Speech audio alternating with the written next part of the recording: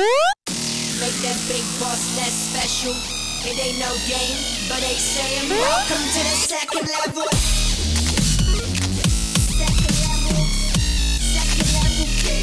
Second level. Hello, Internet, and welcome back, or welcome to the official Level 2 podcast, episode 45. My name's Keegan, one half Level 2 Gamers, hanging out with Tom, the half Level 2 Gamers. How you doing today? I'm good. I'm doing a slow shaka bra here.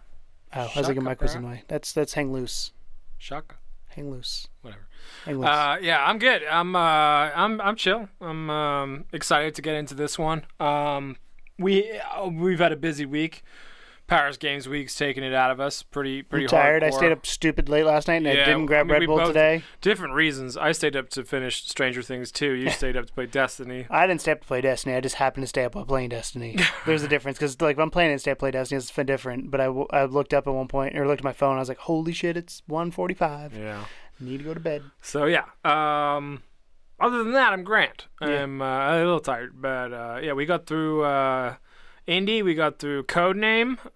Both have been heavy with the Paris content and really exciting. So I'm ready to relax a little bit for the next hour or so. Hopefully not 2 hours like this is my relaxing podcast. You know, it deserved it. It deserved the extra time this week. But yeah, it's good to chill. And last week, our podcast did really well.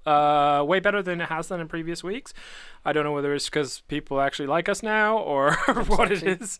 It was a lot of game-related stuff last week. This week, it's a bit of both. Yep. So we'll dig in, I guess. Cool. So if you're just joining us, if you're new, this podcast, basically, we have two topics that we choose, and then we play a game in the middle. I pick the first topic, we play a game, Tom picks the topic, and then we talk about it. And like Tom said, it's more relaxed. My topic this week is a somewhat serious one. I'd say it's pretty serious. I'm not going to come at it from like a somber perspective, because you asked me before when we recorded how do you want to handle, or how do I want you to handle this? And I was like, I'm just going to kind of raise awareness of it. Those of you who are close to me outside, like when I play video games like Degrado and all them, are aware of this, but a lot of you don't know.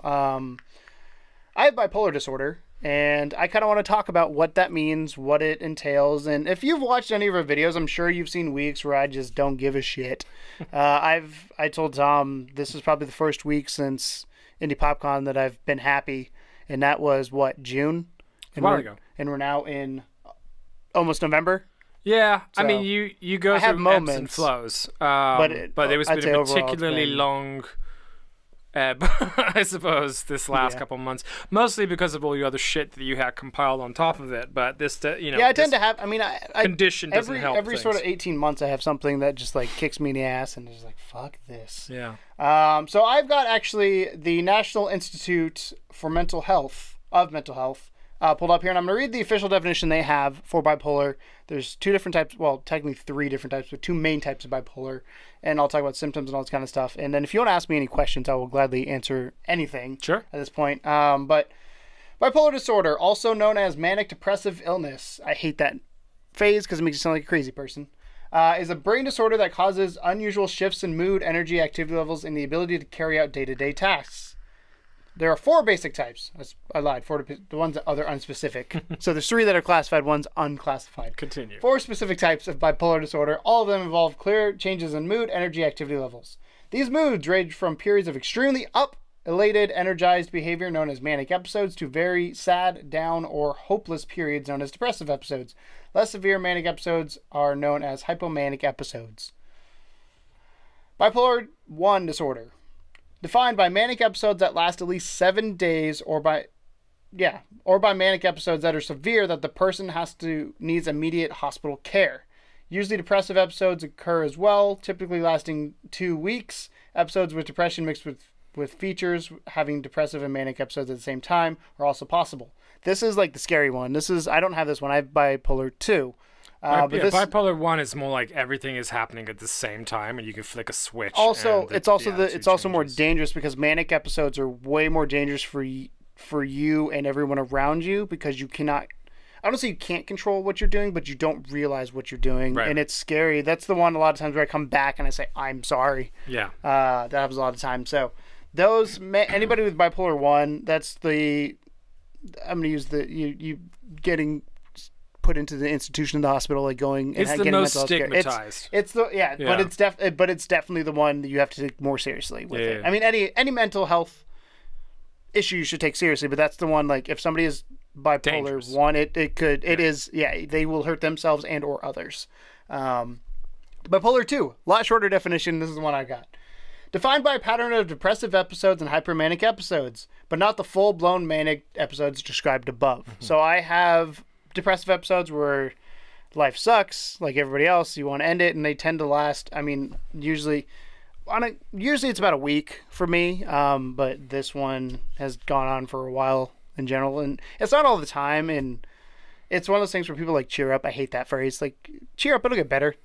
I know, but I don't. That doesn't matter to me. It's not a helpful phrase. Yes, and then, I mean, it comes from a good place. Yes, I get it. When people are telling you, hey, you know. But when you're in that, I'm in that place, I don't care. Right. Like, and then. No, I get it. Manic episodes are more, again, they're the hyperactive. They're what you guys see a lot of. Not that I'm manic when I'm on here, but that's the energy levels that I try to bring when I'm on here. When he's bouncing off the walls. That's what it is. But you've seen me like. It's in both. You've seen me with manic sometimes. I think you've probably seen Sonny has probably seen the worst manic episode I've had in a long time.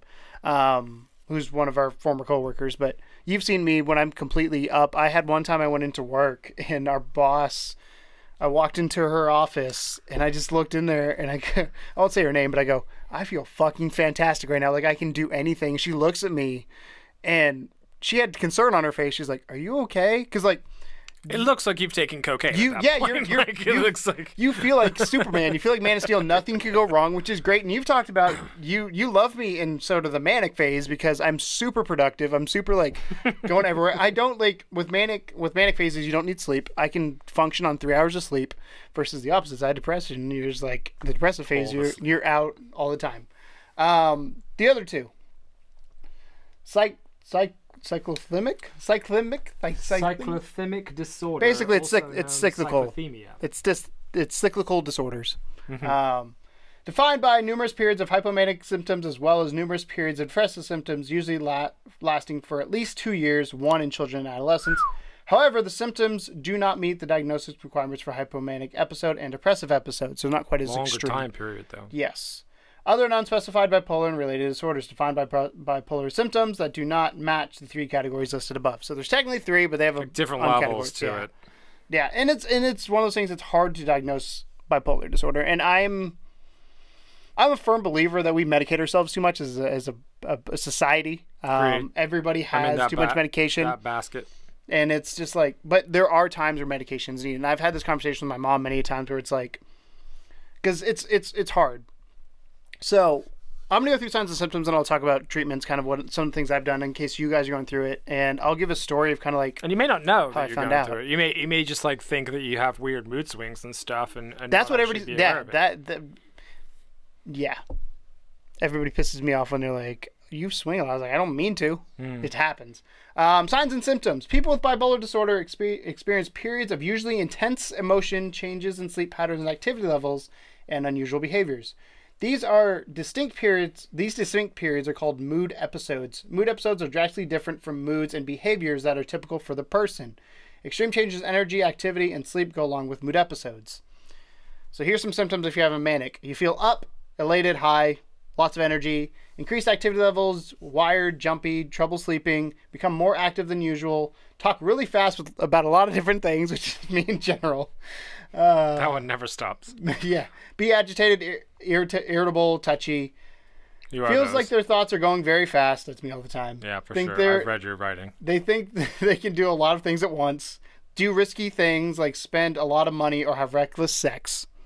That's where it gets dangerous. The spending money and reckless sex, like that's, again, it's one of those things you just don't care. Don't know you're doing it. You do know. I mean, you're aware that you're doing it, but it's one of those things. Like, it's like, I won't say an urge, but it's one of those things like you realize like after the fact, like an addiction or like a blackout drunk episode or something. Yeah, you realize afterwards what happened, and that's and the problem with bipolar a lot of times is it's this, and you saw me at Indie Popcorn. This turned into this because I was amazing, and I was like crash. Yeah. Depressive states. A lot of people have some sort of depression or some sort of thing going on, so this is gonna be very similar. Feeling sad, down, empty, or hopeless, having very little energy, have decreased activity levels, having trouble sleeping, or may sleep too little or too much, which I love that. It's like, it could be you sleep not enough or too much. You choose. Feel like they can't enjoy anything, feel worried and emptied, have trouble concentrating, forget things a lot, eat too much or too little, feel tired or slow down, think about death or suicide. That last one I want to talk about. If you or anybody you know have thoughts of suicide, do get help. And I know in the time, and I can speak from experience, that it's not the greatest thing to do. You don't want to do it. It's one of those things where you're just like, well, it'll be fine, or everybody else better off without me, all this kind of stuff. Yeah, it's it's rough, man. It is really rough because like both of us have had that experience in our lifetimes. And we were talking about it like a while back, and I was sort of talking to you about it's called the call of the void, which is this really weird thing where, and some of you may have experienced this in your own life, where you're kind of in a place where you know that if you did something, you would die, like standing on a really tall bridge above a body of water, or standing close to really fast traffic, or those kind of things, and you get this kind of urge to do it. And you know that you don't want to do it, at least you think you don't want to do it, but the thought goes into your head, which is scary enough, of like, what if I was just to, whatever. And I've had that before. I know you've had it, and it's a scary fucking thing, man, because like you said, it's scarier for you than me because I don't want to say better self-control, but I don't have bipolarism. So like I don't get pushed to that level of complete destruction. I definitely get dark at times, but I'm just a dark person. And I think a lot of people, like my mom says a lot of times too, where it's like everybody has those ups and downs in life. Oh, yeah, for sure. And I think I want to talk a little bit about how I found out, because it's fucking light bulb when you find out what it is. It's like bang. But one of the things I want to talk about with like diagnosis here, there's no physical exam for this. You can't go in and be like, oh, you have swollen whatever. That's it. Yeah, like there's not it. So I'm currently seeing a psychiatrist, and I have no shame in saying that. It was, for a little while, it was a bit sketchy there. By the way, bipolar starts at roughly the age of 25 is when like the average person will get it. So it's not something you have with your whole life. Mine, I had show up. I had a feeling like high school. I was always a bouncy kid, but like my bouncy moods bounced more. Well, I think what's interesting for you is that you had this kind of gigantic change in lifestyle, because when you were growing up, you were kind of like king of the castle. I've seen your prom, and and that's a very different world to what we're living in now. Not least because of how like the world in general is just a shit show at this point in time. But like you went from being affluent neighborhood, everything's going great. You grew up at a good time period when there wasn't so much of a concern for like terrorism or whatever the fuck else is going on in the world today. So you went from that to striking out on your own and moving to St. Louis, and kind of having to handle being an adult essentially. And that alone, managing money, to me. So for me, the manic phases, and that's why I've told you many times, I'm not spending money now, and that's more because I don't want to do anything stupid. Because I have blown money like nobody's business because of that, and it's just like, where'd it go? I don't know. Part of that thing though is that you do get impulse spending is like terrible because you're just like, fuck it. Yeah. You know what I mean? But it is. I just want to point out, this is one of those things that you may not have early on. You might get it later on in life. The average person gets it at 25. Males are more susceptible to it than females, but anybody can have it. And the only way to really kind of, again, it's one of those things that's hard to diagnose because it's similar to a lot of other things, but the only way to really diagnose it is through to talk to somebody, psychiatrist, through a medical evaluation. And one of the cool things, and I'm going to open up here a bit with what I'm going through with treatment, is I was dead set against psychiatrists. I do not like them. I think medication, because do you know the difference between psychologist and psychiatrist? Psychologist is someone studying behavior. Psychiatrist is someone that's studying neural behavior. Is that right? Psychologists cannot give you medication. Right. Psychiatrists can. Gotcha. So they can prescribe you things. So that's why I've always gone to psychologist, not psychiatrist, because I'm like, again, you're weary of medication because medication has fucked you sideways a couple times. I've had a hole in my esophagus because of acne medication at one point. So I started going to psychiatrist, and one of the cool things with her that I loved right off the bat was, because she could go in, write a prescription, and be done. Like, that's it. Give me lithium, which lithium will damage your kidneys, and people who have taken it consistently have kidney failure within 10 years, which is partially why I don't like. Because that shouldn't be allowed. Yeah. Well, it's either that or you could. I mean, the phases sometimes are real scary, so some people would prefer that. But what she said to me was basically, she goes, I'm not going to prescribe you anything. I want to talk to you. I want to get to know who you are before I do anything. I have recommendations for you for lifestyle changes, all this kind of stuff. So going to bed at a decent hour. We're all bad at that still. Eating better. Exercising. Like the stuff that everybody tells you always to do, but it makes a difference. And one of the things she used to tell, or she told me on one of the first sessions, was just going outside for 15 minutes. Yeah. As dumb as that is, she goes, the natural light outside will make you feel 1,000 times better than if you're stuck inside. Do you know why that is? I don't. Probably vitamin C of some sort. The conversion of the sun, actually, like when you're outside in the sunshine, it has the same like endorphins that happiness does. So being bathed in sunlight essentially is like bathing yourself in happy. So I know that sounds weird, but that's why like in England, everyone's fucking miserable all the time because there's no sun. So we're all walking around in the rain and the dull sky, so it's more miserable. But like in places like California and stuff like that, like there's a far higher, like I would say, rate of like happiness in those areas because they are consistently able to be in this kind of beautiful sunlight all the time. And that's just like a lot of people that are depressed as well don't want to go outside. They want to close the curtains and stay in and watch TV. That was the hardest thing for me because for the longest time I did not. And I've only seen this person now probably about a month and a half, maybe. I'm trying to remember how long it was. But that has probably been the biggest change to me because there were days, like on my days off, other than coming here, like here we're sitting in a basement in studio lights. True. I drive home and that's it. Yeah. On my other day off, I stay at home and I play video games or I do housework, whatever it may be. I never went outside. And as dumb as it was to change that little pattern, just to go outside for 15 minutes and just, even if it's just sitting on my back porch, like that's what I do now is I'll go out there and maybe take a book or whatever it may be and just sit out there. You read? I do. Captain Underpants. What do you mean? Captain No, I've been reading. I'm a big John Grisham fan, so I read John Grisham. But that's probably been the biggest change for me personally. And you'll find if you have it, you'll find kind of what works for you and what doesn't. Medication wise, like I said, I'm a bit sketchy on them because they all have side effects. I love when you listen for like a commercial for some medications, like side effects might be worse than what you actually have. You might die. Yeah. Thanks. But they'll do stuff like mood stabilizers. So lithium is the most common one. It's the most effective one. But again, it has shown signs of kidney failure after long-term use. Antidepressants, antipsychotics. When somebody prescribes you an antipsychotic, it's real interesting because it makes you sound like a crazy person. But it is essentially saying anti-psychosis. Yeah. Psychosis is crazy. So yeah. Yep. So you have. I've had a few voices in my head at some point. But then, like I said, there's environmental stuff that you do. Like I said, exercise, eating better, all the stuff most people know you're supposed to do, but don't do because we're lazy. So my story essentially was, for the longest time, like I said, I've always been a hyperactive person. I've always been bouncing off the walls. I've always been one of those kids you can't. Most people probably would have called me ADHD for the most part. They would have. This is a super common.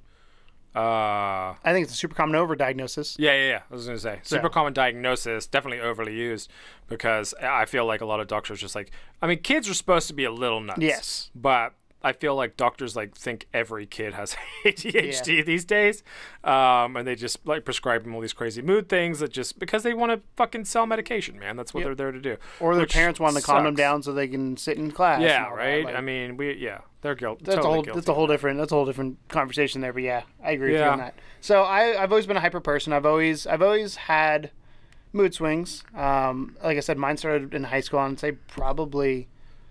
I didn't notice them really probably till junior year of high school, maybe senior year of high school. But college is kind of where it kind of, and I think like you said, it was a big life adjustment. My parents are from New York. I went to school in Mississippi.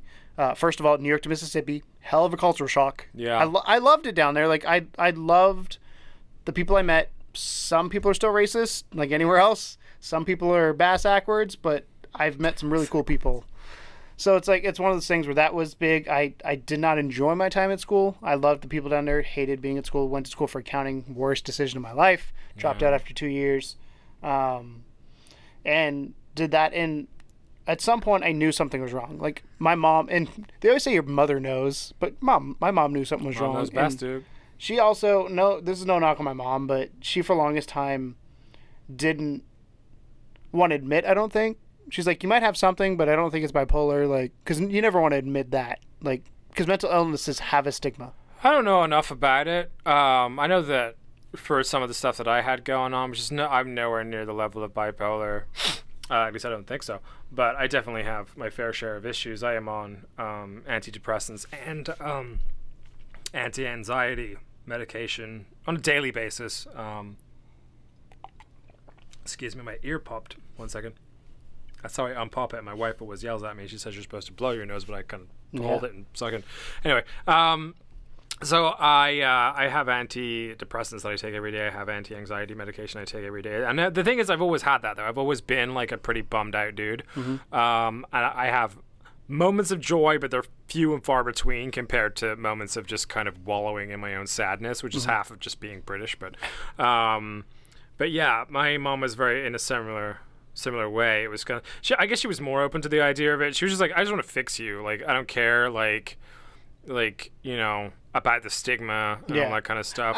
We just need to get you something. My mom was, I don't think she was against bipolar. She was one of those people like, check the stuff leading up to it. Don't just jump straight to Z. Right. And I understand that. But at some point, like, you know yourself. You're like... The psychiatrist told you the same thing, right? He said he's going to talk before I'm going to medicate you. Yeah. It's one of those things like, you know yourself and kind of what goes on. And one of the things that somebody who has it, and I've told you this many times, like, it's real scary when you don't know what's going on. It's real scary and frustrating when people just tell you either cheer up or calm down. Like, call you a child. Those are shitty things to tell anybody anyway. Like, I get called a child constantly because of the way I act. And sometimes, like... Here's the thing about that. Can I stop you and ask you a question about that? Because I know that you're a little touchy to that. But I think you think people call you a child because you're, like, hyperactive. I don't think that's why they call you a child. I think they call you a child because you like childish things. Yes. At least I do. I mean, I don't care that you bounce off the walls. I just, like, call you... Like, because you're still, like, really low. But when you grow up your whole life with people telling you stop being a child... That's different. That's where it comes in. Yeah. And that's where it kind of... I'm more so because I know you, like, hate horror, love Disney and cartoons, and just... That's why I say it. I get it. And now I try not to because I know that it bothers you. But like, at the time, I didn't. Yeah, that's one thing that just, like, it... Because, like I said, constantly in my life, it's... You're told to grow up. Mm-hmm. You're told to be in control of things. You're supposed to have it together, and nobody has it together. Nobody. But it's one of those things like you're supposed to give this impression that you do. And this whole time, one of my favorite memes for bipolar disorder that I've found throughout the years is it's Tigger and Eeyore, and it says bipolar disorder means I don't know whether Tigger's going to control my life today or Eeyore, but one of those two is going to have it. Yeah. And Tigger's fun because he's bouncing off the walls. He's great, fun to be around, but he can get over. He's zealous. Well, he can he can get people can get tired of him pretty quickly. Yeah. And then Eeyore just kind of wants to be alone and isolate himself, and that's the way it is. So, I don't know. I just wanted to kind of bring some awareness to this. Do you have any questions for me when it comes to, like, anything I've gone through or anything like that? Well, I mean, we've had a fair share of conversations. We've been friends for a long time now, and we've been doing the show for a long time now, and I know that you've definitely had some pretty low moments in your life up to this point, and some pretty high moments. And some pretty high moments too. Let's be honest, the high moments are real fun to be in until you realize what happened. Well, it's so weird because I take the medication that I do, I'm almost always even keel, unless I don't take the medication. Like, I'm almost always just, like, not happy, not sad, just blah. Which is why I don't take it, because I hate that feeling. Right, which is totally fine. I'd rather that than have an unpredictable mood, I guess. Because if I'm mean, like, I'm really mean. Like, if I'm mean to someone, I'm rarely mean to people. When the claws come out. Oh, dude, when the claws come out, like, you will leave in tears. Like, it's I can be fucking brutal to people, and I know it, and it's something that half the time I'll do by mistake. Like, I'll just have a quip in my head. Like, I was really mean to a coworker recently, and he was just fucking with me, and You said something. I said something, and I knew it was going to upset him, and that's why I said it. And I did it from a place of just like, shut the fuck up and leave me alone. But at the same time, like, after I said it, I was like, ooh, that might have been too far. So, like, I get it. Like, from that sort of point of view as to, you know, the unpredictable nature of it. Because the way I look at it is, I'd rather have unpredictable and feel happy than not feel anything. Yeah. Because whenever it's not that I'm not happy ever. Like, I do, but it's just not like euphoric. You know what I mean? Like, because you're happy is like fucking the world. You saw me after like cracked eyes. You saw me after Indie PopCon, after that panel. I mean, I've had moments like that. Like I said, you feel like Superman. That was a perfect example of the difference between us in that moment, because like in that moment, and that's on film. You can watch that vlog. You watch that whole vlog. It's a really interesting vlog, actually. Not just because I made it, but it's because I made it, guys. There's some good behind the scenes stuff there where you can noticeably see changes in Keegan's behavior in terms of like, especially with like the color glasses and everything. But like there's moments where you're just kind of like, you especially at cons go from con mode, as you call it, where you're just like impossible to talk to because you're just like, now we're going here, now we're going here, now we're going here, and I'm just kind of chasing you around, to like moments where you do stop and smell the roses, and then when you do, you're just like, man, like, and everything is just like blows your mind. And we went back to the hotel after our panel, and we had a chat while Matt was there with us and everything, and you were just kind of like so happy, insane. So blown away, and I was super pumped too because we had a really great experience. I was like, "How are you not so excited, Tom?" But I'm just like, I'm not like bouncing off the walls, you know. I'm just like, yeah, that was great, you know. It was a really good experience. And then when we come home from the con, once everything's wrapped up and put away, and you know, we're back to okay, let's start a show next Tuesday. Yeah, you fucking crashed, and there's nothing wrong with that. But it was interesting to observe. And is it just because like, what is the flip moment for you? Like, what is it? Just when you realize you're not doing the thing that was making you happy, or that it ended, or was it just like something else triggered it maybe, and because you weren't in a foreign environment doing fun things anymore, that it just kind of sunk in a little harder? I think it's the first one where you come back, you have this con high, is like, because everybody has a con high when they go. Everybody's like happy a festival. Yeah, everybody's happy at a con, right? But then you come home to your real life, and you're like, what the fuck am I doing here? Like I can take it one of two ways whenever I come back from something like that, and I've done it both ways. If I'm still in a manic phase, like, I'm gonna let it drive me and push me and keep going. Like, that's what happened, I think, with Wizard World, either this year or last year or whatever it was, where I was like, we're gonna keep going with this. We got this. We're going. Or that might have been Indie PopCon last year. I can't remember. There's one of them came back and was like, we're fucking running with this thing right now. But the flip side of that is you then question everything else you're doing. What's the point of me going to work if I'm not enjoying it? What's the point of me doing this? What's the point of me doing that? But I think a lot of those questions are the same questions that everyone else has. It just doesn't break them. Mm-hmm. And I think that's the difference, is that like with me, like I wake up a lot and I'm just like, what the fuck am I doing in my life? I'm like 30 something, I don't know, sitting in the basement. Uncle Tom's touch the basement. Not just this part. This part is actually one of the plus sides to my life. Yeah. But you know, obviously I have a wife, I have pets, I have 3 jobs now. I consider this to be a job at this point because I'm putting at least 1 or 2 days of complete work into it every week, maybe more in some instances. And so I consider this to be a job for me now, at least part-time. And then I have the job with my wife, and then I have my actual job.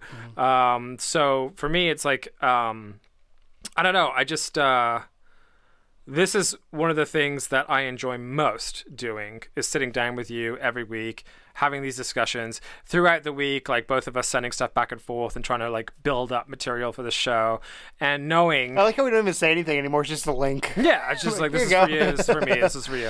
But it's like, you know, we get to a point where we genuinely like we've been getting a lot of good comments lately. Just a lot of comments lately, to be honest with you. And we're just kind of, it makes you smile. It makes you like want to push on, want to keep pushing, feel like you're almost there. You're almost at a breaking point where suddenly like something's just gonna tip over, and then you're gonna get this kind of flood. The floodgates will open.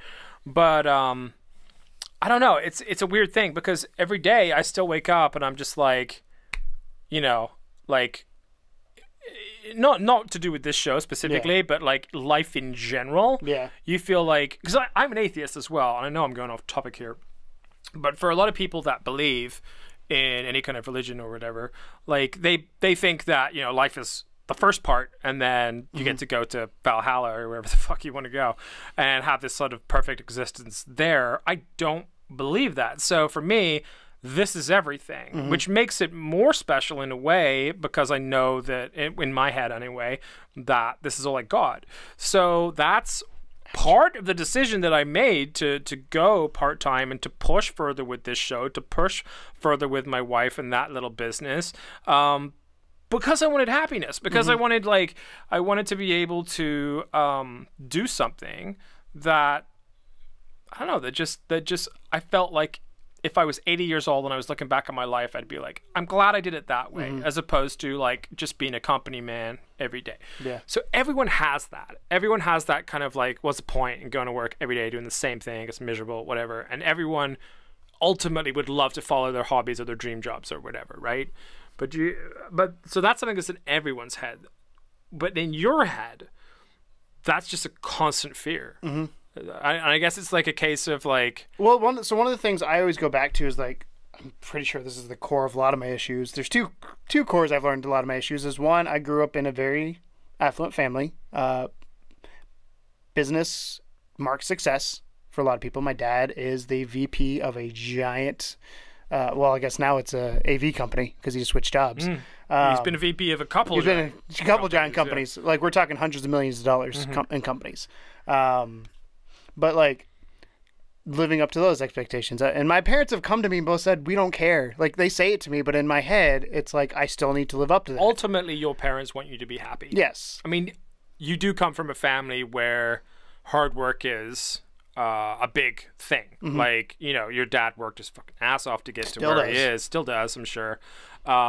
And he gets a lot of nice things in life because of it. He gets to go to countries and deliver speeches, and he gets all these kind of really cool things. Yeah, so they announced him at his job the other day with like they did the press release for him, and it's just like reading, because again, it's my dad, but reading like the accomplishments. Yeah, the stuff. He's like, holy shit! Like he taught in China. Yeah, like not everybody gets to do that. It's incredible. He's a really smart dude, and you know, but I think ultimately, he still just wants you to be happy. Yeah. Because even if you are not, even if you're flipping burgers in McDonald's, which I know you have done before too, but I didn't actually. I was a cashier. Well, either but way, yes, I was not allowed to work the kitchen because I was not old. You couldn't be trusted with the burgers. I could be trusted with money though.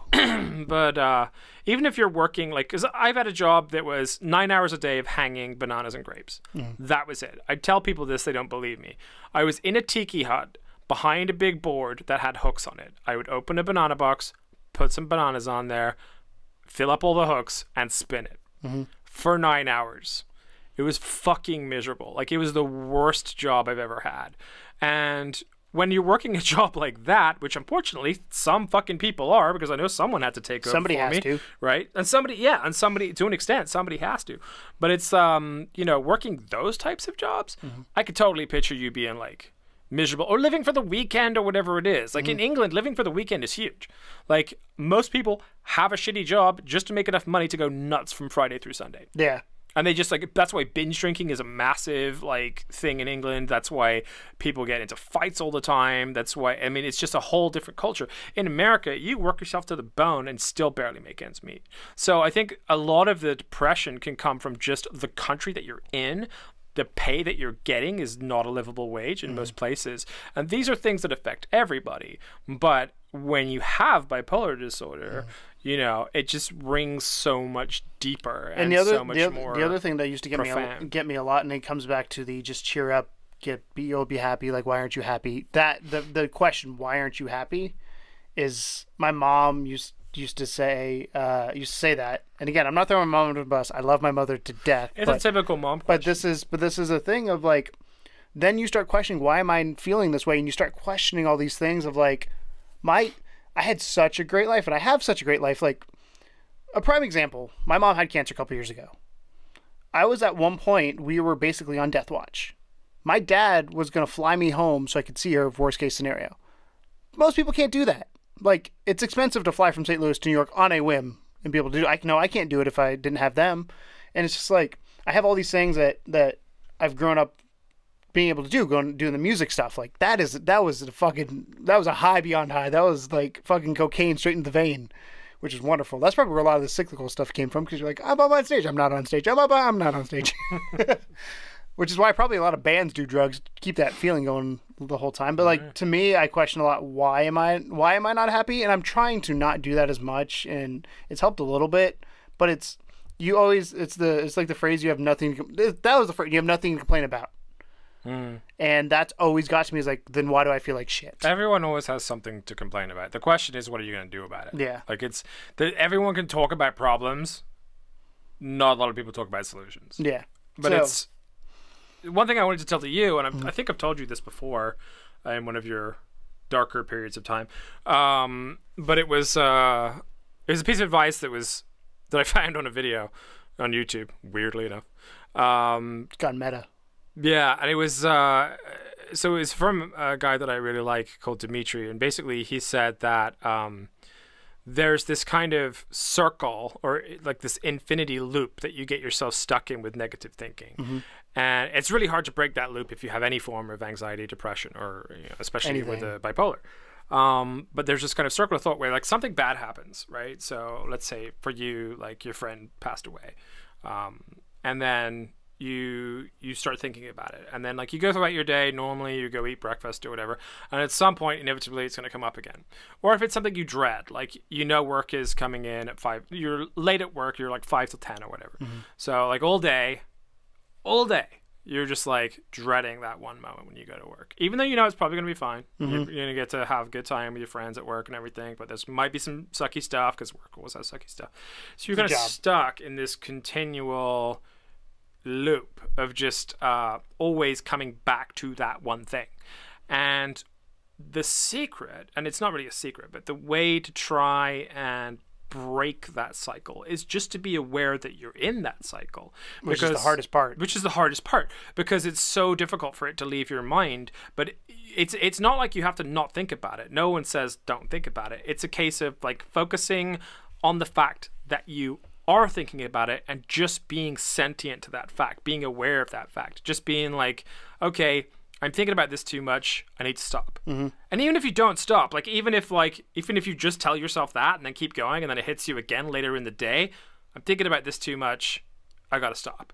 And just being aware, and then every time you kind of like hit that point where that thing is coming back and back and back, you start almost like Pavlov dogging yourself to just go, I'm thinking about it too much, I gotta stop. And at one point you'll stop. And then try to take the next positive thing that's coming in your life, like whether it's the smallest thing, like you're at work, it's sucking, but when you get to go home, you get to play Destiny DLC, right? Something like that. December 5th. Like, yeah. December 6th, I'll be streaming it. So you can be like, in your head, you can be like, oh man, that Destiny DLC is coming out soon. And that is a positive future thing, something to look forward to. So then you focus on that and try and replace the negative thing that's circling around in your head with a positive thing. So is really difficult to do, and it's not something that's easy, but it's something that I've been trying to practice in my own personal life, and it helps. It really does. Like if you can try and like just recognize that negativity, and then try and focus on the other thing to replace it eventually. And it isn't a case of just forget that, do this. Yeah. It is just a constant grind to try and realize you're there. Once you realize it, and you say the name of it, and you say, I'm no longer afraid of you, much like it or whatever the fuck, that's when things can start turning around. But for someone with bipolar, it's so much harder. For me, that's hard. For you, that's got to be near impossible. And one of the things I don't want to I don't bring this up for sympathy. That's not why I bring this up. That's why I tend to not mention it on the show. It's one of those things where I'm a firm believer you learn a lot about a person based on who they are, and you will learn a lot about me based on. You'll see me in many moods here, and have seen me in many moods here on the channel. And I just want to raise awareness for it because, like, there are YouTube channels, in my opinion, that I don't want to say prey. That's not the right word. They get their subscribers from pity, and I don't want that. I want people to be aware that it is a thing, and I want people to feel like this is a safe place they can go. If they want to ask me questions, I'll gladly answer any questions anybody has. But it's also one of those things where it's not an excuse for anything. It's something I got to deal with, and one of our managers put it great. Heather put it great the other day. She goes, it's not an excuse, but it is something you have to deal with. And she's like, don't beat yourself up when you can't control it, but do your best to control it. And I was like, control what you can control. It's like the Hulk. Yeah. It's like the Hulk waiting to come out. It is a little bit like that. And you never know when it's going to happen. And it could be small. Like I'm not severe bipolar. I'm probably moderate is the official I'm mild to moderate bipolar disorder. Tend to be more mild in It's most a real cases, thing, though. Like, speaking from firsthand experience of knowing you as long as I have, it's totally a real thing. Like, it's not like you once every 8 months have a thing. Like, it's more frequent, but it's like they do vary in size. Yeah. And I mean, like I said, they're usually for me about a week is kind of the average. 3 weeks to or 3 days to a week is. I mean, I guess what I would ask you if I had any more questions to ask would be like, is there any, like you said, what you don't want to hear when you're in that mode? What do you want to hear, or do you want to hear anything? Like, what can I do as someone that knows you? Because I keep an eye on you. Yeah. I keep tabs on you. You're like, oh, he's going off the rails again. Yeah, I mean, me and everyone else that cares about you. Every time we know that you're like. Well, that's like the other. Did you see the other night? Linkin Park did their tribute show, and I posted the lyrics for "One More Light," and it's I can't remember how it goes, but it's "Who cares if one more light goes out? Well, I do." And I immediately, like, within no joke, probably 10 minutes, I had 7 text messages like, "Are you okay?" I was like, "Yeah, it's a tribute show." I forgot to put listening to Linkin Park. Right. That's my fault. But that was one of those things where, like, But there's enough people though that know you. I was completely shocked though. That I was will like, holy instantly shit. jump on you when you start getting like that. Yeah. Even though that wasn't the case. But to answer your question, I really don't know. Like, to me, it's more of not saying it'll get better, not doing the mood stuff because that drives me crazy. That's like I know, shut up type thing. It's more of, hey, get out of your house. Like the things like the psychiatrist on like getting outside. Why don't you go for a walk? Why don't you like go to the zoo on your day off instead of playing video games? Like that kind of stuff. That's like you need that. It's really hard to get out of bed sometimes. There's literally been days that I've just not gotten out of bed other than go to the bathroom. Like that's been it. And on the other side of that, when I'm manic, which is few and far between, but when it happens, it's fun.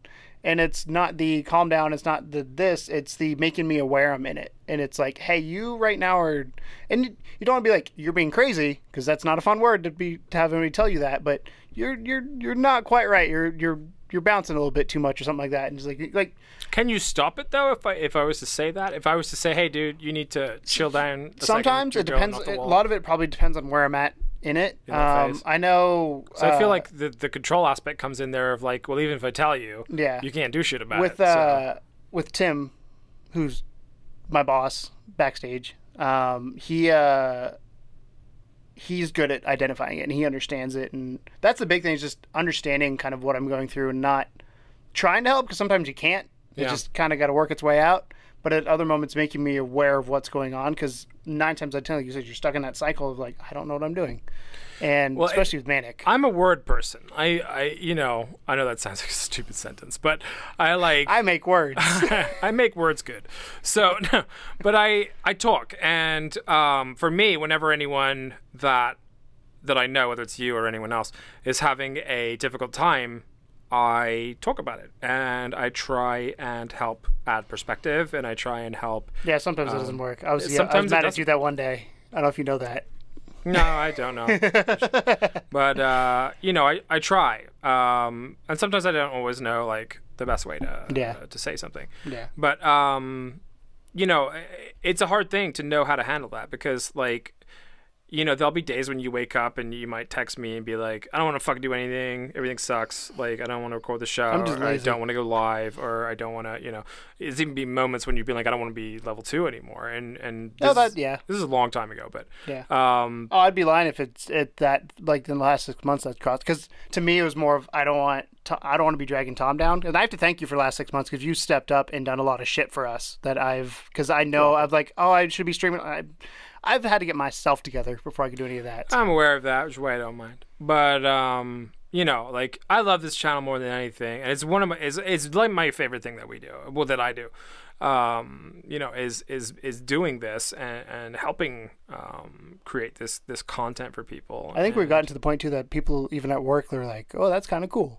Yeah, it's cool, and it's always going in the right direction. It's taking a slow train there, but it's going in the right direction. It's never gone backwards. It's always just like occasionally like stagnated for a minute, and then maybe you get bummed about it for a little while, and then you just that's the point where we usually just put our fucking heads together, sit down, and go, okay, well, what can we change? What can we do? What can we but yeah, I mean, continue like doing all the taking over the editing and all that kind of stuff is nothing. It's more so I just want to see you in a good spot, and I know that you may never be 100% like normal, I guess. I hate to use the word normal, yeah. But like, you know, free of your affliction, I guess. Yeah. Is well, was it you the other day or somebody the other day that said you look like you again? It might have been Holly. I can't remember who it was. Somebody came up to me and they're like, you look like yourself again. I could tell the other day that you were back to it was wonderful. To Keegan. And it was and it was really and cool. It sucks because you know, like at some points you know, like you're in that, but you can't do anything about it. Yeah, and that's the part that sucks. So. Yeah. Sometimes we cross paths and you just kind of ignore me. Other times we cross paths and I'm like, hug hey, me, and or drive you crazy. What was there was that one day where I can't remember. The NASCAR race was happening. I was like, hey, Tom, NASCAR race in 2 hours. Hey Tom, NASCAR race in an hour and 55 minutes. That was a manic episode, I think, but that was. But yeah, it was. I mean, it's as long as you're okay. I think it is what it boils down to. And I know that you've had a lot of really shitty things happen recently.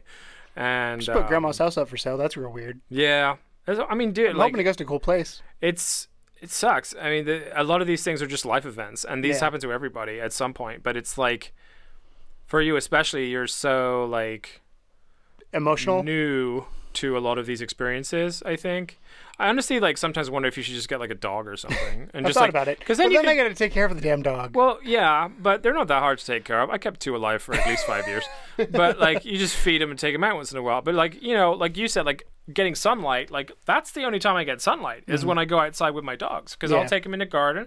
We'll hang out for 15, 20 minutes outside. I play football with Murray and, you know, and just Cora does her thing. Yeah, she just runs off and like poops somewhere. But you know, it's like, and having that unconditional love back as well, especially with a dog or a cat or fuck cats, but like with a dog. Yeah, I agree with you on that statement. You know, that's something that can mean a lot to you, and there's a lot of people that say that when they're in that mind frame of like considering like really bad stuff, that having someone that cares that they come home, it makes them come home. And that's important. That's an important thing to remember. So having this kind of like creature that relies on you and but no kids. No kids. Don't do that. Kids are dangerous. Well, yeah. They're more likely to send you over the edge. Yeah. But no, but puppy or something like that, I'd say maybe like something to think about. I've thought about it. To the point where I really want a black lab. Apartment's messy as shit, so you have to clean it up a little bit and also expect there to be poop. But it is it's good because it kind of teaches you a little bit to be an adult because you have to actually look after another life. Like this thing is relying on you to keep it alive. But also, like I said, you get this kind of like companionship that you will get nowhere else. Yeah. Yeah. So cool.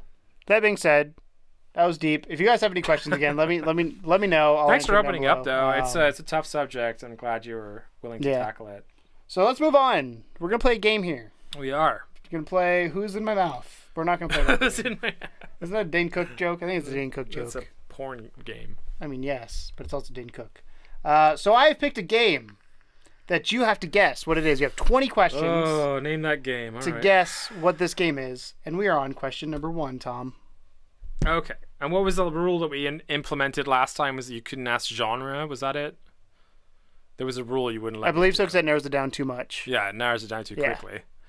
All right, so you've picked a game. I picked a game. I have the Wikipedia open, so if it's wrong information, I blame Wikipedia. Okay. Wikipedia, bastion of truth. And it was really hard to find a game that I was like, because I almost picked... it is hard because you don't know what I've played, well, I almost and picked, vice versa. I almost picked a game that you had just played, and I was like, nah, that'd be too easy then. Too obvious? Yeah. Okay. I was going to pick Detention, so it's not Detention. Okay, good, because everybody would struggle with that. There's a hint. Okay. It's not Detention.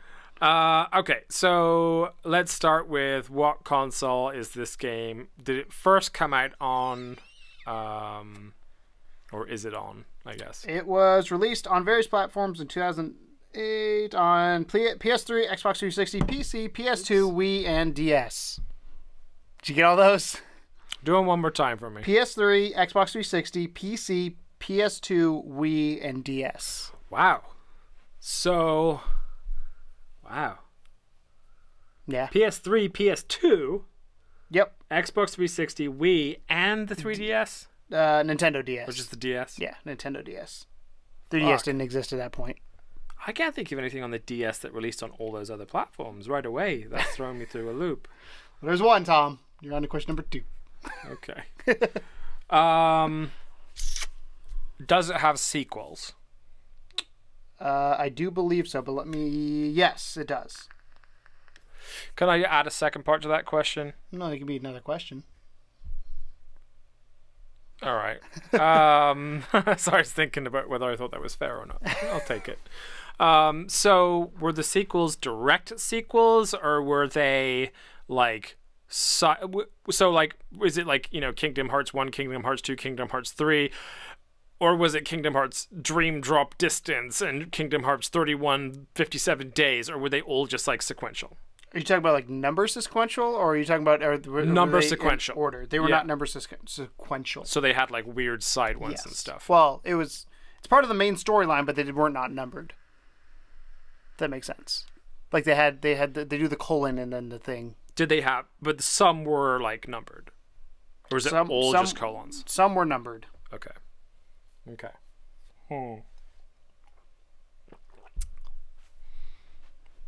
Damn. Oh no, none were numbered. Never mind, none of them were numbered. I had to double check that. None were numbered. I didn't know all the sequels to this game. I didn't know I was going to be asked about sequels. Thank God Wikipedia has a sequel section. Wow. Okay. So there were sequels. And it came out, you said 2008? Came out June 3rd, 2008 North America, June 25th in Australia, and June 27th in the EU. What was different between the DS version and the regular version? The console it was on. But did they change anything? Did they have to adapt it in any way? I don't know the answer. Because I can't think of a game on the PS3 and Xbox that would run exactly the same on the DS. You know what I'm saying? Let's see. Hold on. I'm starting to think. Yeah, the wheels are turning. It used motion controls on the Wii, and it used the D-pad and touchscreen on the 3DS. The DS, not 3DS. Related to a movie franchise? Yes. There you go. You're getting close, Tom. That's 5. Does it involve Legos? No. Shit. So confident it was a Lego game. It's a movie franchise. Okay, all right. I guess I can't ask what movie franchise because that'll spoil it. Yeah. That's another rule. New rule. Fuck me. In the game, do you play the protagonist of the movie? Yes. I don't know what movie franchise games you don't, to be honest. Well, there's some where you play like multiple. So I was gonna is it like one person or is it like a team? I'm pretty sure it's one. You start as one, but you can unlock other ones later on in the game. So I don't know if they're part of the actual story or if they're like bonus, like like Tony Hawk where you can get Spider-Man. Right. I don't know how that works with this. Can I ask what genre the movie is? Or is that the same as the game? Because I'm not asking for whether it's an RPG or anything. I just want to know whether it's a horror or sci-fi. It is. It's an animated movie. It's an animated movie? Yeah, animated. Is it Disney? No. I need to mark down your numbers here. All right. So we're on number 10. Halfway there. Animated movie. Yep. That's not Disney. By Disney, I mean that includes to me Pixar as well. It is not Disney. Okay. It is not Pixar, even though technically Disney and Pixar were in the same company when this was released. What type of animation? It's 3D. So CGI. Yeah. I assume we're talking about the movie, not the game still. Yes. Yeah. Yeah. It's CG. 3D. Fuck. I thought this would be good because you know this game. I do. Are you sure? If you don't know the game, you know the movie, and you'll know the game because of the movie. What color is the main protagonist's most worn top? What if he's shirtless? Say he's shirtless. So shirtless? He's shirtless? Yeah. 2008. It's not Disney. My head's going to the Croods. It can't be the Croods. That's Disney, I think. That would be really weird. Oh, no, that's not Disney. I don't know. I don't remember. What fucking shirtless anime? Is it a kid's movie? Yes. It's a movie geared towards kids. With a shirtless dude as the The protagonist. shirtless dude. I'm surprised you haven't tried to narrow the game stuff down. Yeah. So I feel like that's where you would... Well, you won't let me ask what genre is, so... Can I ask what the protagonist's main weapon of choice is? You can, but I have to look that up real quick to Go see ahead. what you start with. His fists and feet. There are other weapons, though, but fists and feet. What the fuck, man? Like, my head is just blank. CGI movies, like, I can't think of any CGI movies that aren't Disney, so now I'm, like, stuck in this weird rabbit hole of not knowing. That's why I said narrow down the I'm working on it. game part. This is question number 14, by the way. Yeah, I know. I'm well aware of how fucked I am. Thank you, though. Okay, so we're released on... That's the thing, though. It's released on PS2 and PS3, so it's late PS2, early PS3, right? I assume so. If it's releasing on I mean, both, June 2008, whenever has that to be. was. Well, I thought 2009 was when the PlayStation came out. I guess not. PlayStation 3. Fuck me. I don't know if it released on PlayStation 2 and 3 the same day, but it was released 2008 originally. It doesn't tell me like what day it released on each platform. Okay. What species is the main antagonist?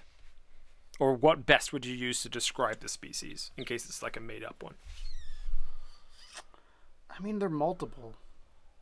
Is there no big one? I'm trying to think. I'm trying to remember who the big one of this is. Give me a second. Take your time, because I need all the time I can get to think. Are you playing along at home? Have you gotten it yet?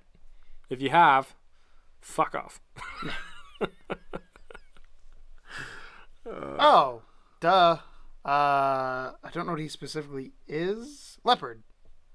A leopard. A leopard is what they hold on, let me make sure he's not like specific type of leopard. Leopard. He's a snow leopard. Fucking snow leopard. It's not an operating What system. fucking game is there a snow leopard big boss? That is the stupidest fucking...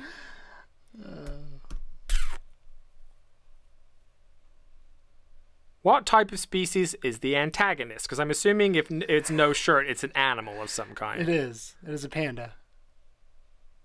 Kung Fu Panda? Yes. It is Kung Fu Panda. I don't know which game, whether it's one, it's Kung- 2, or it's Kung Fu 3, Panda. but Kung Fu Panda. Kung Fu Woo! Panda. So, Kung Fu Panda is a video game loosely based on the movie of the same name. The game was released across various platforms in June 2008. Oof. It was about a quest of a giant panda named Po to become a dragon warrior. So here's where your sequel question got real interesting. There's a sequel to the game called Kung Fu Panda Legendary Warriors made for the Wii and the DS game system and got mixed reviews. What do you think this game scored? I was waiting for you to ask, like, was this critically acclaimed? What do you think this thing scored? Like it's 6. GameSpot 6.5, Metacritic 75, IGN 7.5, and Game Informer giving it an 8. So not bad. And Not terrible. the other thing, I was hoping you're going to ask if it had multiplayer, because this game does have multiplayer. And that's, Really? yeah. The game Like also co-op, includes or- multiplayer mode with new levels, characters. In addition, the game features new bosses, including the Great Gorilla, the Wu Sisters, and Nameless. The player can also collect action figures with Furious 5 and rare coins and use them to unlock extras. So I've seen Kung Fu Panda once, so I'm impressed with myself. And I never saw the sequel. So Tai Lung is the... Gotcha. I was like, I can't remember, because I wanted to say it was a tiger, but I was like, I don't know if that's right. So I wanted to verify. How many did it take me? 16. That's not bad. No. I mean, that's a pretty abstract fucking game. Once you found Panda, I was like, damn it. Yeah, I mean, yeah. I'm surprised I didn't ask what, species or whatever. Yeah. I assumed it was human instantly, and then when I was thinking about the boss, I started thinking about like Mario and stuff, and I was like, what would he say like Bowser was and stuff like that. So then I thought if I asked I would say the Bowser. species I would call question, Bowser a turtle. I'd call him like a dragon turtle. I mean, yeah. That's the best explanation. He's got a shell and he breathes fire. We can. So, or maybe like a dinosaur. I mean, he's technically a Koopa, Yeah, this is made up. which is made up. Let's see if they give him a species. I don't think they do. That was good though. Happy I made that one. Did you get it at home, guys? Did you get it at the same time I did when he said panda, or did you get it off the snow leopard? Let us know in the comments below. Snow leopard. Cool, fun game, nice one. All right, so we're at about the hour mark now, so I'm going to finish it off here with a little bit of chit chat. So my section is not anywhere near as deep as yours. Sorry, but it's probably good based on. Yeah, you know, let's end it on a high note. So, was that high enough? There you go. So we've talked about we have 3 shows, as you know. We have Indie, Please Add Details, which is our indie show. You manic right now? What's happening? No, I just smacked myself in the face. I went to go number 1 and I hit my hat. And it's on camera. You know that, right? I know. Awesome. You'll see it later. So we had our indie show on Wednesday where we discussed the indie highlights from Paris Games Week. We had our VR show, Codename Morpheus, on Thursday, where we discussed our VR highlights of Paris Games Week. And you know what we never get to do on this show, because we're so focused on indies and VR, we never really get to talk about AAA stuff. The big guys. The big guys. And I know some people want to know our opinions on that stuff, but we never really find a good place to put them in. Like, I felt like weird putting in AAA trailers into the playlist for our channel, just because it seemed like it wasn't necessary. But at the same time, I was just like, I just want to put everything in a playlist for people, our viewers specifically, that maybe just wanted to get it from our channel instead of PlayStation. So so basically what I decided to do for my section was talk about the AAAs from Paris Games Week and just kind of go over our thoughts and feelings on those, if that's okay with you. Nope. Well, tough shit. So, I mean, there was a couple, I wouldn't say necessarily AAAs, but maybe AA's that they kind of announced during the pre-show. Sims 4 coming to PS4 in a full every DLC like bundle thing. Do you ever play The Sims? Oh yeah, I love The Sims. You do? I've been debating whether I should pick it up on, because they have it on Xbox. I've been debating whether to pick it up, but like, to me, The Sims is a computer game. Yeah. I don't know how well it controls. I mean, I used to play it back on the old consoles, but I never really liked it. Like, I got bored of it so fast. I would murder people. You put them in a pool and you take away the ladder and they drown to death. Yeah. Or you kill. Or you I mean, I would fuck with them way too much. But like, I was in one of the ones where you had to have like a job and stuff, and I was just like, this is stupid. Like, I was like, you know what The Sims is, right? It's a simulation of life. Yeah. Why would I want to do that? Like, I don't. You know. Because you have a control complex. I don't though. No, that's what I'm saying. That's why you would. Yeah, I guess that makes sense. Like Second Life kind of thing. So they announced that. There was AA. It's interesting. Obviously, for a lot of Sims fans, I don't think there's a current Sims on the PS4, is there? Not that I'm aware of. I don't believe so. They also just announced Pets are coming to the PC. I don't know if it's coming to PlayStation though. It is, yeah. They're saying everything the PC's getting, we're getting. But like they talked about how you could be like a vampire and shit, and I'm like, it seems like it's gone off the rails a little bit. But a lot of folks that enjoy Sims say that it's the best way to play Sims. It's like the best iteration of Sims, if you will. So that was interesting. Tennis World Tour. I was actually excited about this. You were? Yeah. Yeah. Why is I love my sports games still. I want a good. It depends on how the controls are. I want a good tennis game. The last tennis game I played was Mario Tennis, and I love tennis as a concept or as a sport because it's super simple to pick up, but it's one of those games or one of those things that's really hard to master, and just competitive nature. I could see myself doing tournaments. Like I play sports games constantly. So well, there hasn't really been like a solid like tennis sim for a long time. Yeah, was it Virtua Tennis? What was the name of that tennis game? Even that wasn't that good. There was like Ultra Tennis or something like that. But I don't know. Well, that's where these people came from. Was from one of those dev teams. Yeah, but it's like I don't know. Tennis is a pretty underserved sports game. No pun intended. Yeah, oh, exactly. Excuse me. I'm so funny. I'm not even trying. But it's like it's one of those things where it's a small fan base, and most people, and I know this is like stereotyping, but to me, like most people that legitimately enjoy tennis to the point where they watch it and play it probably don't like video games. In my head, like that's. Oh, I love it. I'm real bad at it. You're an exception to but the I love rule it for most things, but like, I just feel like it's a weird. Well, it is a fun game. I think there's been a lot of tennis attempts with motion controls, which is a no-brainer, right? Yeah, I even like Wii Tennis and like obviously best tennis game ever made. Hollow Ball and things like that are kind of like versions of tennis for the PSVR. But yeah, but this is like a full-on like MLB The Show sim tennis thing where you have a career and all that kind of shit. I thought it was worth a look. Now, some of the ones that really blew my mind. Ghost of Tsushima looked incredible. Ghost of Tsushima by Sucker Punch, who I've been saying for a hot second now. I've been waiting for something to come from them. You're not the only one. I had made the prediction that it was going to be Infamous 3, which I guess, even though technically Second Son is Infamous 3, but you know what I mean. But I thought they would be working on a new Infamous, but instead they went left field. Like they just took a hard right turn and then just said, all right. Well, if they're in left field, they probably made a left turn, Tom. Sure. A hard left turn.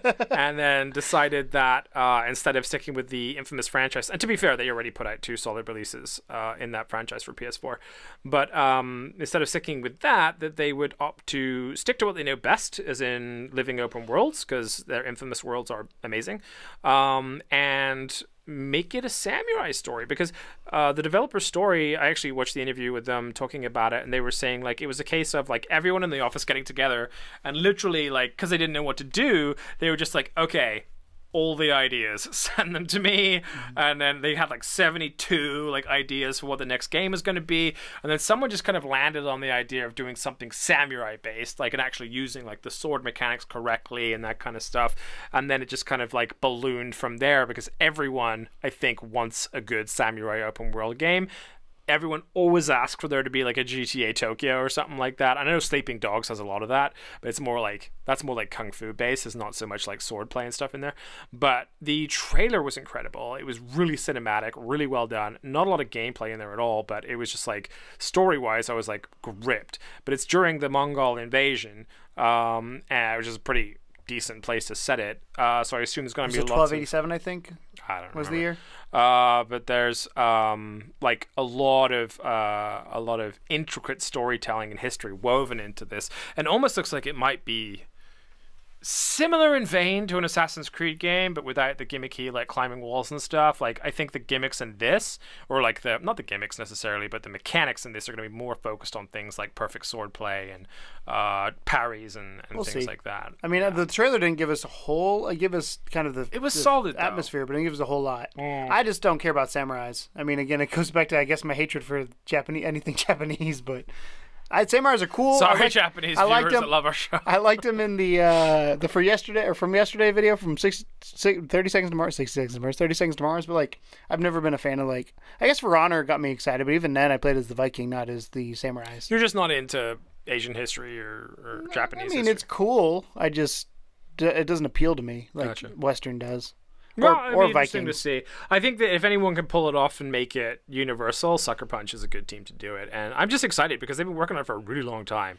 And when that trailer came out, I initially didn't know. I thought it was like a Shinobi or a Tenchu, or it was something that we'd already seen before. Mm-hmm. They were just going to take like some well-known franchise and make it into its own thing, because it was the trailer that kickstarted the whole conference with, and it was good. It was really impressive, I thought. So that was cool. We already talked a little bit about Concrete Genie, which I don't want to call it a AAA because it is made by indie developers, but the indie developers are owned by Sony, so technically it's first party.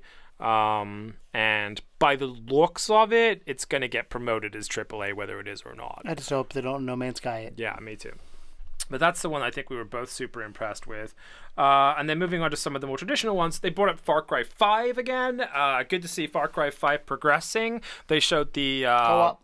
The co-op mode, which is what makes me excited, because I've never played. I've played a Far Cry game, but I've never played a Far Cry game. If that makes sense. Like I've played it, but I never got into it, because it's another open world that I feel by myself in. I think it would be really fun as a stream game. So I think for nothing else, we should pick it up for that. Do you know how many people can play? Did they say how many? 4 usually. But I think that hopefully it's what Wildlands should have been, because Wildlands sucked. Well, the way that Far Cry multiplayer used to work was you could only do certain missions in multiplayer. This you can do them all. I think this one's full bore.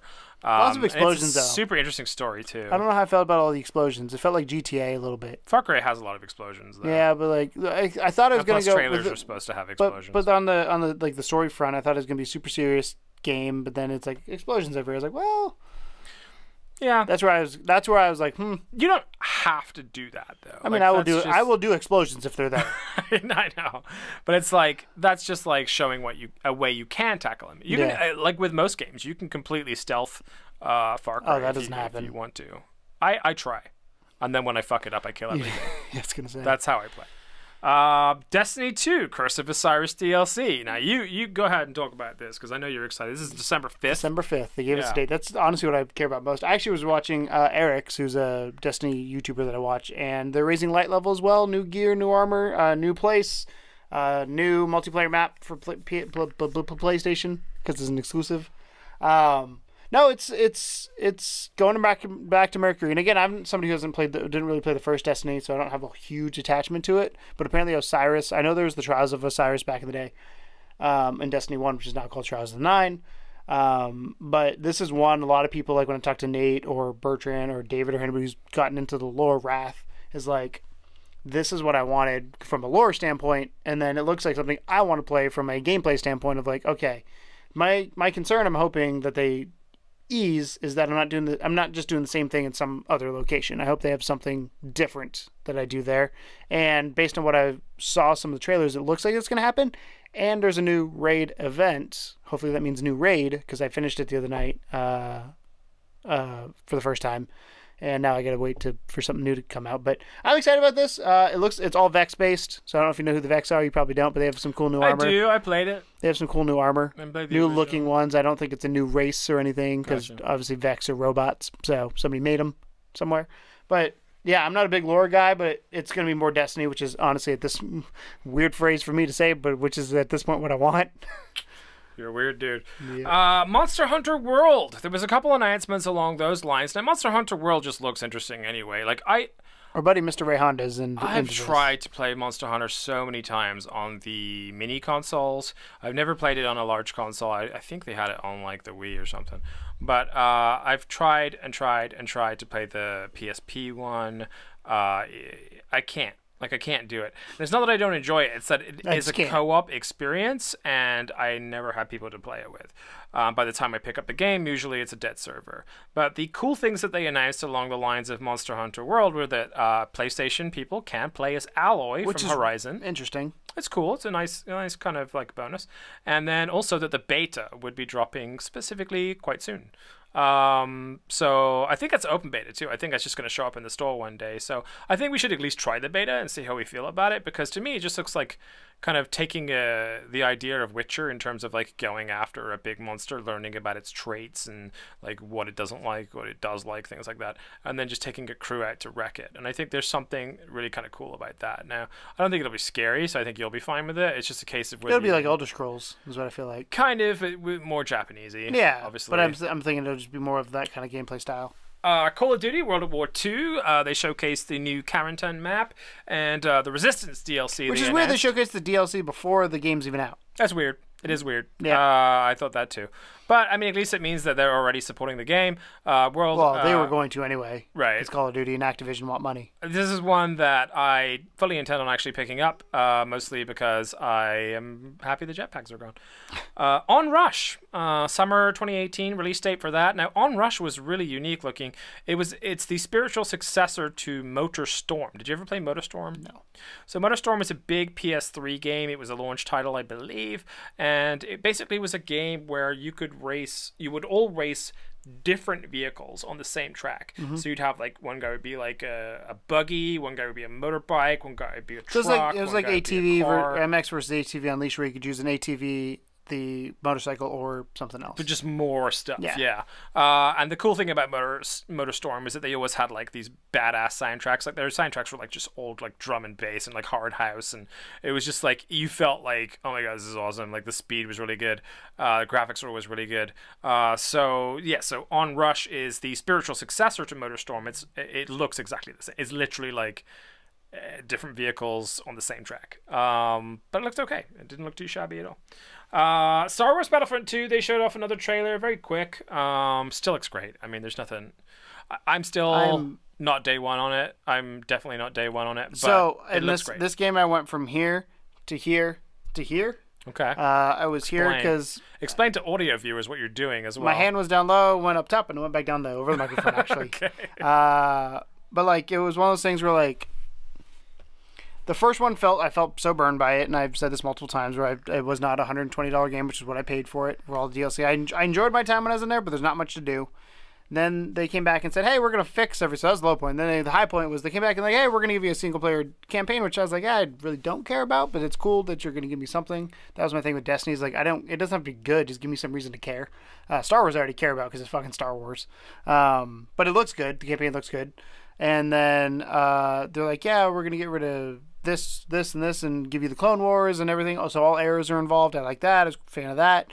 But then they're like, oh, those microtransactions. This is when everything just dropped back down for me. I was like, this EA you're doing so its thing good, again. and then you screwed it up at the end. Yeah. So I was gonna pre-order this game, and now I'm definitely not again. I'm gonna wait. I probably will pick it up at some point based on reaction and reception from people. But I like the first one. I just felt like there was not enough to do. Like I said, it's not a day one for me, but it's definitely like every time I see footage of it, I'm like, oh man, that looks so cool. But yeah, I'm still not. The first like, one looked amazing. It visually looks amazing. Oh yeah, and that's part of what I'm so excited about sucks. is the visual of it. But I think that they've done enough, at least tweaking the multiplayer, to make it interesting. So it's not a day one, but it is definitely a purchase, I think. So the next list of games or updates and whatnot are purely exclusives, which I thought was interesting because there's some really fucking knockout exclusives in this list. Spider-Man. Marvel's Spider-Man. They showed a story trailer. Did you see it? This is everything we've seen from E3 based on this list. Yeah. Yeah, everything we except for Last of Us. Yeah. Everything we knew about. Well, we had a feeling we were going to see it since we didn't see it at E3. Right. Either here or PSX. But did you see the Spider-Man trailer? I did. I'm super hyped for Spider-Man. I can't wait to get my hands on it. I'm probably going to buy it day one. My only concern with it is everything they've shown us so far is super linear. I want an open world Spider-Man. It looks open world. So I'm hoping. I think they're just showcasing. I think they're showing off the set pieces. Yeah, I think they're showing off the set pieces, but I still want to have that proof though to show me that hey, this is not just set piece. It's not an Uncharted set piece. This is Spider-Man 2, where you can just go anywhere in the city that you want. Granted, your quest will be in certain areas. When you do go into a mission, it's going to be cool. Yeah, I'm hoping that's the case. Mr. Negative stuff was awesome. Shocker was awesome. There was some good stuff there. I honestly just Spider-Man is my favorite superhero, by the way. I don't know if you know that. I did know that. He is hands down my favorite. Punisher is mine, but they haven't made a good Punisher game since PS2 era. Deadpool's a pretty close second. But because he's funny. It looked really good. Previously having shown largely gameplay in the trailer with a little bit of story, this was like heavy on story, and it looked like a good story. It looked like, okay, I might actually care about it. It's not the origin story. You're not getting bit by a spider, right? You're not. Uncle Ben's not dead. Well, Uncle Ben probably is dead. There's a weird moment in it where Peter Parker introduces Miles Morales, and you're just like, okay, like this is interesting. Well, Miles was in the E3. He's the ultimate experience as well. Yeah, he was in E3 though at the end. But Miles Morales was, I believe, Ultimate Spider-Man, and then Peter Parker's. Is there Super Mega Ultimate Spider-Man? What happens after Ultimate? I don't know. The one that had me just like at the edge of my seat, of course, my favorite game studio, as you know, Quantic Dream. I could care less about this. You hadn't seen the trailer. Did you watch the trailer? I did. You did? Yeah. It's dark, wasn't it? Yeah, I could care less about it though. It's just not my type of game. That's whatever. Detroit Beyond Human had a new trailer, and it was similar to the first kind of trailer they showed, where it's like it plays out a scene and then it shows you how things could have been different, like with all the multiple different choices that you make throughout the game. The ripple effect in this game seems to be way wider than any previous game they've ever done. It doesn't seem to be like black or white. It's like there's so many different steps to you exiting a scene, and any little weird movement that you make along the way has massive effect. If you fart, you might die. Yeah. I mean, maybe. Hold it in, guys. This is the moral of the story here. This is a French game. So Detroit Beyond Human, for me, looking stunning. The trailer was dark as fuck. There was like pointing towards child abuse and all kinds of stuff in there, and like this robot maid lady that was like trying to protect this little girl, and it was just super awesome looking to me. God of War, we got some nice new footage of. Looked amazing. Again, another game I don't care about because I've never been part of the franchise. I feel like this is a good jumping on point. Yeah, this is just where the part where, like, to me, all Sony exclusives are similar. And like I said, Spider-Man's the only one on this list really that has me super hyped. The next one as well does, but Spider-Man is probably the only one I'm like, yes, please. The other ones I'm like, they're going to be good. I don't want to say they're not multiplayer. They're just they're not my game. But I think that if you played them, you'd probably enjoy them. You say that, but then I get bored. But God of War got an early 2018 tag at the end of its end of the show there, which means great news. It's probably coming out February, I would guess, like every other fucking delayed game. Horizon Zero Dawn: The Frozen Wilds, new trailer. Nothing, no new news really. The game's on sale this week, so if you don't have it, pick it up. Yeah. Then you get the DLC. I think the DLC's 15, maybe 20. I can't remember. 15 or 20. Yeah. I mean, I think it's worth it, however much it is, because they look like they've really gone to town on the scale of the expansion. I don't know if the DLC though is something you have to finish after you finish the game, or is it one you can just travel to? I'd be interested to see that. I never finished the game, so I didn't I'm either. not sure. I played it for like to get back into that 4 hours in the live God, stream. there's so many fucking games I like. Says the man who earlier was like, "Hey, I buy all my games. I die, Keegan. I'm gonna play all my games. I will play all of my games. I don't believe you. I die." And then 2 more to go. Shadow of the Colossus Remastered. Now, this was the first time they showed off some serious gameplay for Shadow of the Colossus Remastered. I have not seen this. It looked stunning. Absolutely stunning. Like, to begin with, I didn't know it was Shadow of the Colossus because it was that good looking. And then it wasn't until, like, the dude's, he calls his horse, I forget what the name of the horse is, but he calls his horse and holds up his light, like, to find the next Titan. And then it shows a sequence of this Titan, like, coming out of the sand, and, like, he's kind of riding alongside it, and jumps onto it and starts climbing up it. I was like, oh, shit, yes, this reminds me of the good old days of Shadow of the Colossus. Yeah, the remaster looks like they didn't just, like, give it a fucking lick of paint. Like, they rebuilt that shit, and it looks amazing. So yeah, really excited about that. Definitely a pickup for me. Initially I was going to hold off on it. I already bought the PS3 version in 3D, which was weird enough, but yeah, this one really blew my socks off. Really excited about it. And lastly, no pun intended, The Last of Us Part 2 got a trailer that was super weird for a couple different reasons. Number one, really dark, really gory. There's a lot of disturbing behavior in this trailer. There's like hints towards hanging. There's hints towards assault. There's a girl that gets her elbow smashed in with a hammer after a particularly evil phrase, which was clip her wings. I thought, like, when she said clip her wings, that she was going to be like an angel or something. But no, she just meant, like, smash her elbow in. So, and then there's like lots of like hatchets and heads and stuff, and just really amazing dark, gory, visceral visuals. None of the characters in there were recognizable. And here's why I laugh, was because at the beginning of the trailer you see a man and a small girl walking off into the distance, and immediately I thought Last of Us 2. And then they show them like dragging a body, and then they hang the body, and I was like, okay, not Last of Us 2. And then it goes through, and right at the end, Last of Us 2. I was like, what the fuck, where's Joel and Ellie? So I don't know, I guess they're just like showing new characters. I don't know if you get to be any of these characters, if they're just part of the larger tale. They didn't really go into anything. Maybe they're the motivation of what Joel and Ellie's doing. Yeah, I mean, yeah, I'm sure they play a huge part in it, but it was definitely it was more Last of Us Part 2. The original trailer was wonderful, the guitar trailer. It was a good reveal, really clever reveal, but this was like, okay, this is how fucked up we're going with this one, guys. Like, if you thought that the original one was weird, in the trailer we're going to show some chick getting her elbow smashed in with a hammer. Like, we haven't even started yet. Were you surprised we didn't get Death Stranding?